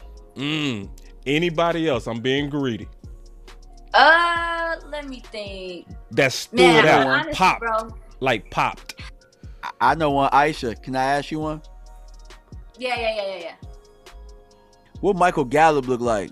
Oh, Michael Gallup looked crazy, y'all. Like, Michael Gallup looked like he. What year was like Dez's prime? Like, he Wait. looked like, y'all. His body look. No, I'm telling you, you can see he looks like Michael Gallup. Again, no pads, no whatever, but he got that to him right now. Yeah. I'm serious, y'all. He got points to prove. Young MG. He looks good. Michael Gallup definitely took his offseason seriously. I'm sorry. I don't want to take y'all's because I know everything. But MG. MG. Believe the hype. Believe the hype about MG looking like MG again. Because he do. He back. Y'all. I'm serious. He bike. Yeah. So based on what you BYKE. Based on what you saying, and then I'm gonna get just a couple of more points in here, and we'll get out. It looked like, and I'm listening to you, it looked like the receiver room the most slept on room.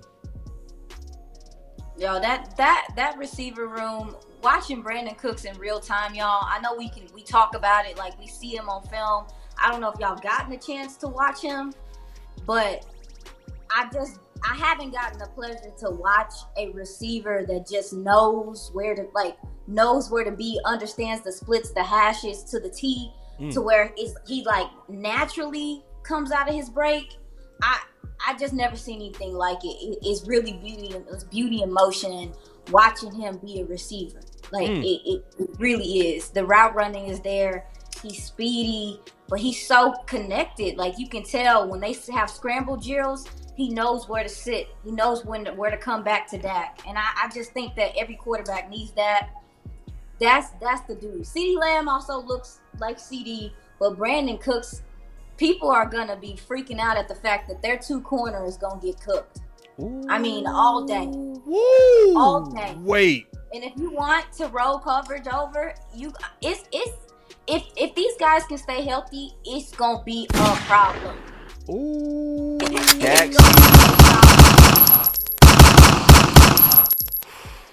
Yeah, Brandon Cooks, dude. Wow. Big. Yeah, the receiver core is exciting. It's exciting. It's exciting for me. After seeing MG, I was like, oh, okay, guys. Okay. Yeah. Big, what you got, man? And then I got another video for All right, now are we asking about body types, or who do we think is Whatever really you going want. to turn up this year? Just whatever you want. Well, I'm going to get a question out for Coach Mark because he just hit me with it. And I'm going to ask you, Aisha, because we were hearing some good things about Jabril Cox. I think it was maybe a few, last week when they said he had like a pass breakup, and then he had a pass breakup to kind of end the scrimmage they kind of wanted because he stopped the plays. And a lot of people have been asking about him. And even Brian Broaddus was on the show talking about the reason why he wasn't playing because he just wasn't getting it. And then the injury. Can you kind of tell me, tell us, what's really going on with Jabril Cox? Honestly, is this going to be the year? Because this is year 3. This is an important year. Are we going to see some real Jabril Cox? Yeah. So he's another guy that I asked about, like his body and kind of what he was doing, and something that kind of gets slept on that we haven't really talked about is that Edwards isn't here anymore. George Edwards isn't here. Yeah. So it seems like things are starting to, things are kind of starting to slow down for him. He's starting to have a better understanding. That's why he's able to make these breaks on balls and things like that. He's another guy that I'm like, let's see him when the pads come on, let's see how he plays. But I do want him to build upon that confidence. So like the confidence of trusting his knee, because I think that's something that Brian said, is that they were worried about if he was nervous about his injury. I mean, coming off the ACL or whatever. So for Jabril, I just want him to build upon the confidence that he has and see what happens. Now that 33 look like that. Oh that yeah, clock yeah. is He slowed that down that for him, guy. too. Yeah, But you know what? Damone Clark, and even I'm sorry, y'all. I didn't mean I. No. Go ahead. Listen. Yeah, but even with Leighton Vander Esch, we talked about it on Girls Talk Boys Talk. He mentioned his shoulder pads don't fit the same anymore. He's leaned out some for that mic spot. And it's interesting because when you look at the mic, a lot of mics are becoming this tweener type situation. So when you start talking about guys' bodies and stuff, Leighton Vander Esch and Damone Clark, they seem like they've been inseparable this offseason. That 33 is going to make it really hard for anybody to come up and take a spot, barring injury. I think he's going to take another step in the right direction. Nice. I like hearing that. Yeah.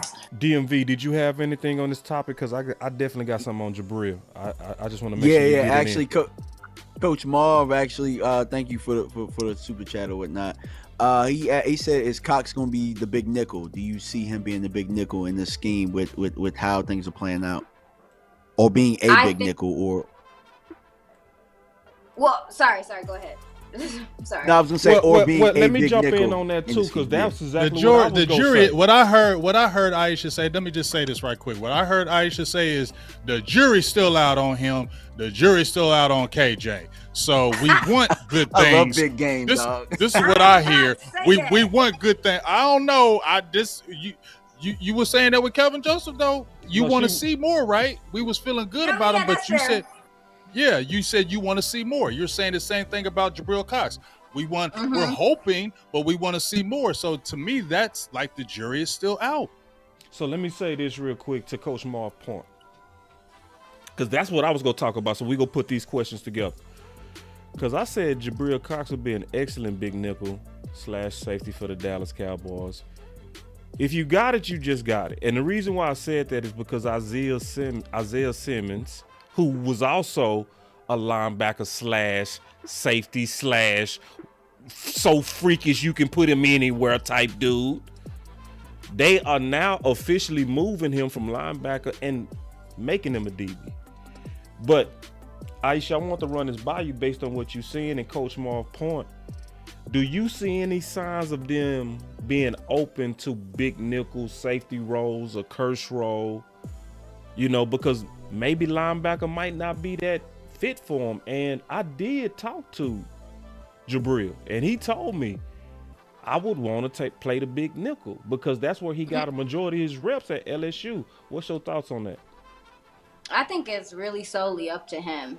Like, I know that sounds real corny or whatever, but the ball is really in his court to go do his thing and to show what he's capable of. He's going to get the opportunities because it's not, you got to think, it's not that many. What's the linebacker depth chart? Yeah. Besides Micah, I mean, if Micah's still considered a linebacker, you have two linebackers that you're sure about. So I think he's going to get the opportunity to play and to show what he's capable of, especially in preseason and stuff like that. Something that does get slept on, though, is that you lost Luke Gifford on special teams. Special teams. Yeah. And I think if he's going to start anywhere, I think it's going to be there. I think he's going to have a role there to start. And maybe they use him on a couple packages. I will say when he was running in practice, I think they were in the big nickel when he made the plays that he made on the ball. I mean, that's our base though. So, you know what I'm saying? Like, so I've been praying for that since he got here. Because I always felt like you got to be confident to play that position too. And so it's just getting him married with the playbook and being comfortable doing what he's doing. But from talking to him, it's coming along for him, it sounds like. So I have a question now. With that being said, does that mean that, because I know that Kelvin kind of moved in to be a little bit of a nickel. Yeah. So does that mean they're in competition with each other? Good question. Damn good question. I don't think they're in competition with each other. Gotcha. Mm-hmm. Yeah. That just means for a roster spot. Yeah. Not like, hey, like apples for apples, but it's like for a roster spot, like could you see like them being, all right, well, we got Jabril or we got, him, because they both play special. So it was just a question, Oh yeah, I think that's a possibility. I think that's a possibility that there could be decisions, but I think that they do have they're trying to have some faith in Jabril and giving him his shot. give him his chance to show what he can do. Like, in fairness, we're giving you your chance, of course. Gotcha. So it was something else that you talked about on the show that I want to kind of get into with everybody. Here we go. A lot of fun stuff there. Anything else that stood out to you guys? I wanted to add on to what you said about purpose, because I'm so glad you brought it up, because it slipped my mind, because it stood out to both of us when we kept hearing it. Yeah. I think that that's also important. It's so funny because when you're a kid, your parents tell you, like, you're not supposed to ask why. Like, when they tell you to do something, you're supposed to just do it. But if you're really trying to come together as a team, make guys better, the understanding of why are we running this play right now to counter what the defense is doing? Why is this the game plan? Why are we throwing out these packages instead of these packages? We might see guys offensively in a one game that we might not see in the next game, and on the defense as well. I think that's very healthy communication for a team to build confidence. And that's another thing too. They're confident. You can feel the confidence, and I think that's because they know why they're doing what they're doing, why the reasons why they're running certain plays and these installations and stuff. So I'm so glad you brought that up. I wanted to just add that. I feel like that's important for this team's growth as well. Yeah. Do you have anything on that DMV to ask Aisha? Talking about what she was talking about, understanding the why and why it's making them play faster. I have a question, but I don't want to. We said no bursting the bubble. We said no. Don't do it, dude. Don't do it. Don't do it. I know it's tempting. No. Don't do it. All right. I'm glad you held it. See, you a good coach. You a good coach because he felt the temptation. Big. You got something on that? Because I thought that was deep. Just how she was really breaking down that, and that's what Toba talked about on that interview with West Coast Henny and Landlord. They talked about this. You want to go and get that in, but no, I ain't gonna let you. Nope. Go ahead, Big. I'm with DMV. All right. Everybody know what it is, bro. It's unspoken. Yeah. We all on the same page. I agree. I see where y'all going too. I get it. All right. So check this out. So I just asked the question a different way. Like, jail. So, I go ahead and do it, but I say it like this. Yeah, dog. We look it out. It's love. It's trust me. It's love. It's love. So you Jackie Robinson. We gotta take care of you, man. Straight up. We gotta take care of you, Jackie Robinson, baby. Man. We can't just put you out there. You know what I mean? So sometimes we gotta hold it. You know, we gotta hold it. No, but I just, from a positive standpoint, I love how you was breaking down how everybody's playing fast. I just want to hear you kind of elaborate on that and kind of seeing that difference in speed. Cause you actually said it. I'm gonna play that clip and I want you to elaborate. Here it is. Ed, what did you see at practice? Aisha, I'll go to you first. That maybe stood out to you. Oh, you already said that, team speed. I want you to elaborate on that. Oh yeah. The offensive speed. Because you said that was the number one thing that stood out to you. Oh yeah. Now granted, like, I had to figure out, because during drills, of course, there's like that urgency. But when you watch them on like 7-on-7 and some of the things they were doing, I was like, oh, they're getting into stuff fast. And another thing I noticed is, like, it sounds like it's gonna be things are simple, or a lot more simplified, especially quarterback. And so when I was sitting there watching, I'm looking at Dak, I'm looking at him have 1, 2, 3, it's out. Like why y'all laughing so hard? No. I go ahead and say it because I said I'll be the bad guy because I can't stand Kelly. No. I can't stand. I know what they want to talk about, but we ain't gonna eat. I said I can't stand him. So we don't even want to get. Yeah, of course it look fast. Of course it look fast. We ain't running 4 curl routes no more. Y'all are going. That's why we laugh. So I can't laugh. no, we only want to hear your response on that. We're cool. We got our opinion. I got mine. I'm Your keep it to voice myself. fluctuations, please. Yeah, no. I ain't saying nothing about that. But getting into did y'all have any other questions outside of that, guys? I got one if I can get that off. Absolutely. This is about, I don't know how deep you are, Aisha, with the contracts. And they're talking about, people getting signed. You got Dak, you got Micah, you got CeeDee, and you got Diggs, right? Diggs is obviously kind of right there in your face. I said he could possibly get left out because he's going to command some money, at the cornerback position. What's your kind of thoughts with Diggs' situation? And do you think he's going to be a long-term guy? Good question.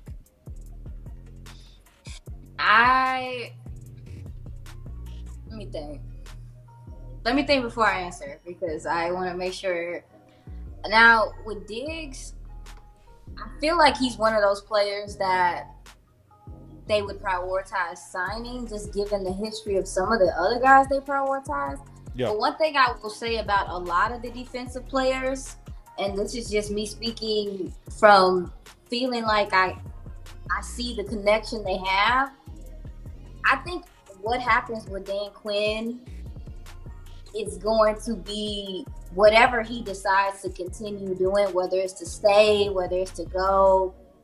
I think that may change some of things, because I feel like it's hard not to want to follow him if he leaves or if something, were to transpire. So I don't know. He kind of took what he's done was for this defense. Like, some of these players probably feel like he has changed their career. I mean, when you talk about a J-Ron Curse, we didn't know anything about him really until he came here. And I feel like between him and Joe Witt Jr., they've really turned the tide on that side of the ball. When you start talking about contracts for them, I think some of that is in the conversation, or might be in the conversation, I assume. Gotcha. Yeah. I got one more that I got to get to, and then we go get into our final words. And you saw even Sean getting a lot of good reps as well. So what I really like too is it seems like they're really focused on not only, blocking, like you said, but the reps that I did see, you saw Jake Ferguson making some good plays. He was springy. He was ready. He was ready to go. Yes, I'm so glad you mentioned him as well. He looked so good. Because that, you can see in his movement, I think tight end is such a refined position. You can be an athlete and everything, but it takes time to understand, like, the body of a tight end, the way that they play angles. Mm-hmm. And he seems like he's getting it. Yeah. And watching him, he seems more free in his play. You can tell. Yep. So, and I saw that he got invited to Travis Kelce's camp and stuff. And these are all things that are going to help him be better. But you can tell he's put in work in the offseason. You can tell he's put in work, playbook, and also taking care of his body. Yeah. And you heard it here. Whoa. Because we got to talk about that real quick. See, because Brian Broaddus, when he came on, he said that the people in the building are liking Hendershot. Y'all lit up for Ferguson. Yeah. I'm not asking you to choose, but I just want to hear more about what's going on in the tight end room. Yeah, so with Ferg, like I was saying, you can tell that he's separating himself as that number one guy. You can tell that the maturity is there also, where he's knowing what he has to come into. As far as Peyton Hendershot, I think that he needs to continue to take advantage of his opportunities. If Brian says it, then maybe that's what it is. But Peyton has been getting reps with the twos and stuff like that, less than the ones. Yeah. So I don't see that kind of reflected in what's happening right now. Right. But and it could be early. The reason why I asked you that, because it was how y'all lit up. Oh, I pulled the wrong B-roll. It's how y'all lit up when y'all was talking about Ferguson. Y'all all Oh lit yeah, up. no, you can see it. No, you Yeah. can.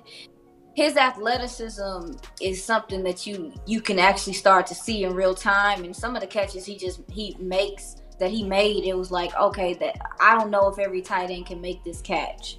So I think that he's taking a step in the right direction as far as just turning into that number one tight end. It is a lot of responsibility that he's taken on, but I think Lunda Wells doesn't get enough credit for what he does. He doesn't, and I think he'll have those guys ready to go. But Sean McCune and Peyton Hendershot, Peyton's done some work. He did some work with the ones, and he had a couple of good grabs there. But he's done predominantly a lot of his work with the twos. So we'll see. So me getting into the final word, I'll start it off. First of all, Aisha, it's amazing what you're doing. To go from being a YouTuber, right, and being pushed out there by Vach and Okoye, where they basically was like, you need to go ahead and put yourself on camera. From that to becoming literally our Jackie Robinson. Y'all know what I mean by that when I say Jackie Robinson? Do y'all know what I mean by that? She breaking barriers. She integrated. She integrated. You know, and having a year one of breaking all those records like that, I'm so happy because you the right one too. You are the right one. You humble. You work hard. Brian Brothers told me behind the scenes, he said y'all was putting in 15-hour days. The last 3 days of the draft. 15-hour days on just last minute film. Yeah. So it's the stuff I was hearing behind the scenes like, what? So you are the pioneer of the YouTube. It's you. You are the first one. And we go all get jobs because of you. For real talk. Because you represent so well. So I just want to say thank you. That's my final word is thank you. Just for and I know it mean a lot you being from DFW. I know it mean a lot that you literally are not just the voice of the Cowboys, you the voice of the community now. You know. So I don't care about the dog. The dog cool. You can put him on camera. He is literally going to town on this water. You can put him. Listen, we cool with dogs. Is that Congo? Man, bring the dog on in the show. Man, I ain't tripping. This water up. It's all good. It's no problem. But you know, and then on top of that, I love the content. I just love how y'all have shut the mouths of people who would think because you're a woman or because you're a minority that you don't belong. Right. Like I say, man, and I mean what I say this. Men might lie, women might lie, but numbers don't lie. And the numbers say you where you supposed to be. So we want to get you back. I don't know when that's gonna be. This is a slow period. I know this is a slower period, and I'm glad that you came and talked ball with us. You gave us a lot of insight. We're gonna be able to talk more about what we discovered today. So my final word is continue to push and be the ambassador that you are, man. And I really appreciate you. That's my final word. Y'all. Thank you so much.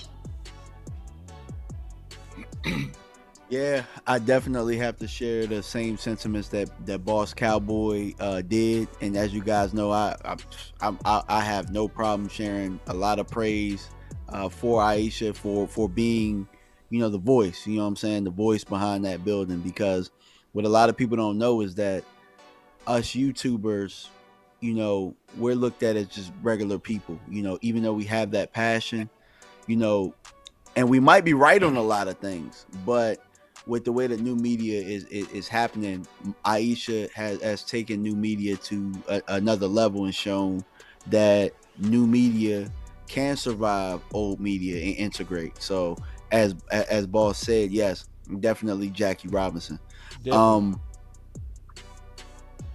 part of my final word tonight really is something y'all kind of touched on right before, about the tight ends. I think that people should trust their eyes a lot more. Yes. Rather than people telling them things. And I say that because I've disagreed with Brian Broaddus about this. I've disagreed with him since he's been saying it. Tate has shown me different. Hold on, bro. I gotta hit that effect. I'm so sorry. I had to hit you with the fire button, bro. Keep going. Fire. I've disagreed with it, and I heard it on the draft show, and I kept hearing it, and maybe back then I believed it, but the reps are saying different. The film, as I've broken these guys down, has shown different. So the only thing that I tell people out there right now is I'm no longer believing words just because people said it. No. You know what I'm saying? I'm no longer believing graphs and analytics just because you post somebody else's work. I ask you that if I got the passion to go out here and show my work and do it, I ask you to do the same. If not, don't feel a certain way when I just respectfully decline whatever your comment is. And I'm also going to push back on some of these big guns out here just saying things because it's irresponsible. Not saying Brian is irresponsible because I definitely trust a lot of what Brian says. No doubt. I'm just saying I disagree here. Yeah. You know what I'm saying? And you have a right to disagree when you do the work. So that's all I got for my final word, man. Appreciate y'all. Oh, man, that was so dope. And see, I got to hit you with a couple of buttons on that. Oh, my God. There we go on the big. Bro, I love that final word. Ooh-wee. And see, it's no disrespect to nobody. That's not disrespecting anybody. That's why I say my favorite saying is trust but verify. Don't trust me. Yeah. Don't trust DMV. Don't trust Big. Don't trust Aisha. Don't trust the OC. Don't trust Brian Broaddus. Don't trust nobody. Trust your eyes. I love it, DMV. Ooh, I love it. And I think more need to hear that because it's okay to say what you see. I just love that final word. I loved it. Go ahead, Big. Appreciate you. Woo. That's a hard one to follow. I know. But I'm going to try. He cooked. DMV said a lot right there. But he kept it totally real. Shout out to DMV on that. Straight because up. He knows I feel everything he said with that, especially the end part. But shout out especially with that end part. Shout out to Aisha. It was my first time actually meeting you, and I have been watching you. Just like Boss said, I mean, just listening to you on air, man. You really know what you're talking about. I mean, straight up, like just really listening to you, like you sound so professional. Wow, you just sound really articulate. Like she made for it. Yeah, like you're really breaking down that football, and I really love seeing the ladies because so many times ladies get slighted. Mm-hmm. Oh, you a female, you don't know no football. You don't know a dig. You don't know a slug or route. So many what people she know about hands. Right, you know what I'm saying? Somebody tries to put you in a box. Yeah. And you have broken out that box. Yep. And I really love seeing it, and I just wish you nothing but blessings. You're kicking down doors, like you said, like Boss said, DMV. You're kicking down doors for the people behind you. Yep. The ladies that maybe want to inspire to get into media, and maybe they're on YouTube or maybe they're doing anything. I mean, you're the person they can look to. Yep. You feel me? You're the inspiration that they can say, I can do this too. So please, gravitate to that. I mean, hold on to that because we love seeing it. I love seeing it. And, especially being a minority female, you know how hard that is to get in, hard is that to get in there? So, man, you are Jackie Robinson. You are breaking down barriers, breaking down doors.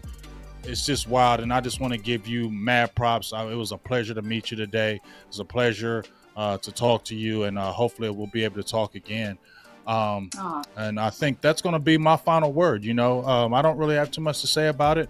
I just want to give you your flowers today on what you're doing, and please continue to, like I said, you're an inspiration to a lot of the ladies out there, because I know a lot of them are watching you and saying, I can do this too. And you always need that person to start it, right? Yep. Even in movements, civil rights movements, things Yep. of that nature, you need somebody on them front lines. So people come behind you and be like, we got you. We can do this too. And the more they see you do it, the more people are coming. So awesome. Shout out to you. And I love you for it. That's my final word. And before you go, Aisha, with your final word, we do have Kevin Gray coming next week. Vach committed. We just gotta get a time. I just need to follow back up with him, but he already committed. We have Yeoman, who committed to Big Game James, and we also have Clarence Hill that committed, and a lot more. But we gonna stop right there. But I'm excited about this particular visit because this particular visit is something that's like both. So. I just wanted to give a reminder to y'all, stay with us because we're going to be talking to a lot of different insiders. So y'all make sure y'all hit that like, share, and subscribe, not just to my channel, Boss Cowboy Sports, but make sure you do it to Law Nation, Big Game James, DMV, also Jay Tuck with CFO. We also my boy in the building. Oh, wait. We got the OG. I'm sorry, Aisha. We got the OG in the building. What's up, big dog? What's good with you? Where is Low? What's up, baby? Let's get it. Yo. Hey, man. Hey. Yes, indeed. What's good with you, Aisha? And shout out to the panel. I want to echo what Big Game James said, being a trailblazer, being who you are, a beacon of light and hope for those who are out there that want to get into this space and leaving no excuses on the table. I love it. Matter of fact, I enjoy seeing you glow and seeing your light out there. So I can't wait to rewind this episode and see all of the good stuff and the ingredients that we have out here. And hey, let's continue to grind. Let's continue to push this out and look back at this and say, man, look at this community. We are the best community, period. We are the blueprint. I'm looking at Eagles, Washington, the Giants, everybody trying to replicate this, but they can't duplicate what we bring in over here.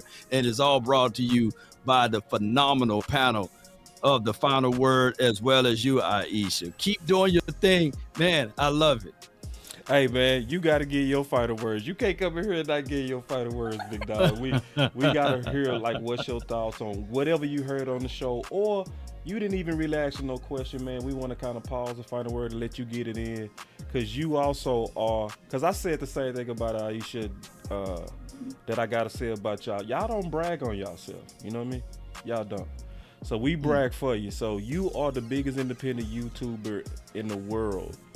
Literally, Law Nation has 1/3 of the Dallas Cowboys subscribers. 1/3 by himself. So it will be just right to stop for a second, see if you got anything for Aisha, content related questions, and then we'll get into her final words and yours.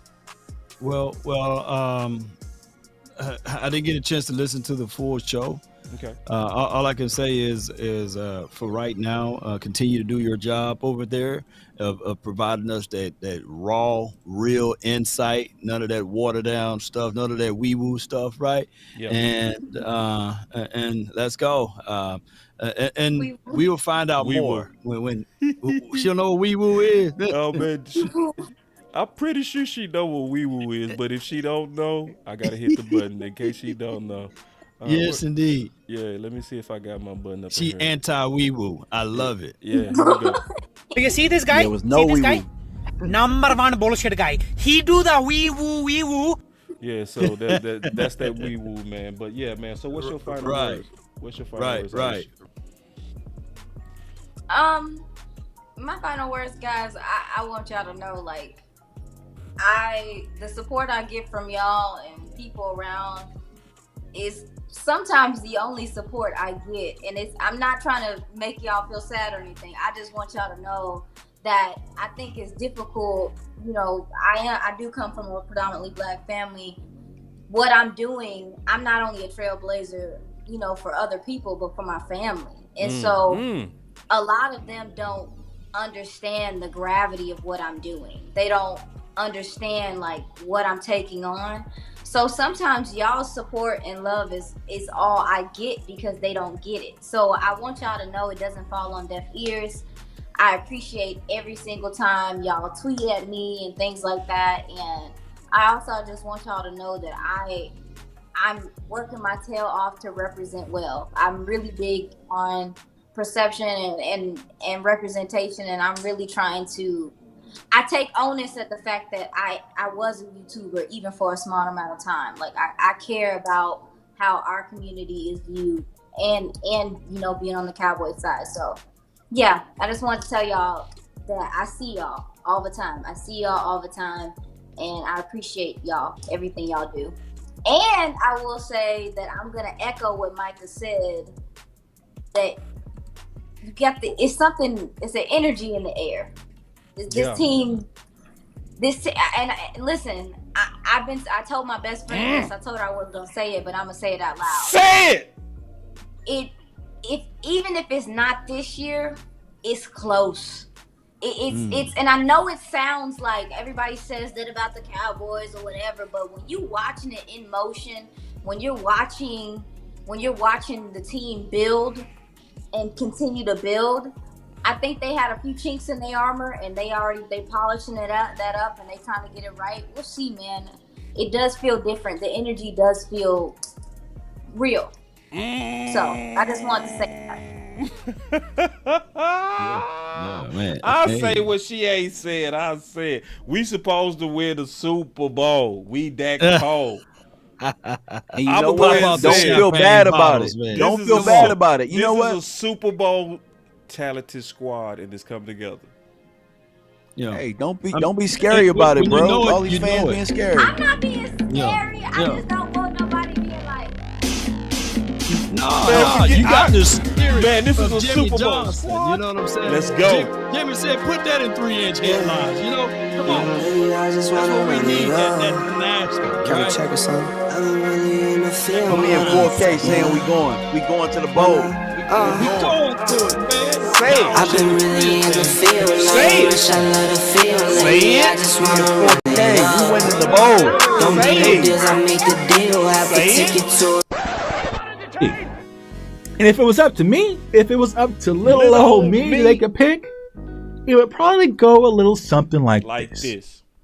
And with the 17th pick of the 2020 Dallas Cowboys NFL draft, the Dallas Cowboys select CeeDee Lamb. Oh. Great show, man. Great show. Thank you so much, Miss Aisha. Thank you, Mr. DMV. Appreciate it. Always. I will move down. The smart thing would be to move down, but the Cowboys historically don't. Boss could be a trade down here with Justin. We got to trade. We got to trade. We got to trade. I said this is the place to move We were down. just sitting here talking Justin Fields. I said it loud and clear. This is the place to move down. go hard, or go home, go home, go hard, or go home, go hard, or go home, go hard, or go home. Touchdown like the end zone. When the circle turn to my home, can't get me out of my zone. Go hard, or go home. I love Parsons as a rush defensive end, right? If you draft him and you put him on the end, turn him into another DeMarcus Ware. Let him rush. Y'all make sure y'all come back, man. We got a lot of fire people coming, man. Let's go talk this good football with the Dallas Cowboys. Let's go. Yeah, this gotta be Parsons. Like Parsons, the best player available. Go home. Yeah, these championship rings on my hands now. In my head, I'm top 10, yeah, that's hands down. You a squad, now you're looking man down. Funny how foes turn to friends now. So the Cowboys just selected Jake Ferguson with pick 129. Hey, I'm good. I love the pick. I love the Where player. Broad is at? I know that a lot of people will say that this is probably a reach. This is about where I had Jake Ferguson. Really solid player from Wisconsin. He can do all of it. He can block. He can run routes. Man, I wish I was on the show last week. I'm like, wait, man. A race car like a tornado. Caught filling up, I need parking. Treat the business like a playground, might slide. Hey, you know I wish you was on the show. I told you, DMV, you speak your mind, bro. I love it. I love it. Go hard. Y'all might be right, dog. I might be the loose cannon, bro. Nah, you good. You good. People gotta be able to respect people that speak their mind. That's all it is. You speak your mind. And we respected her. You at home. You feel me? Shit. Hey, congratulations on those film breakdowns too, man. You go Hey, appreciate you, big dog. I didn't even know you was looking. Yeah.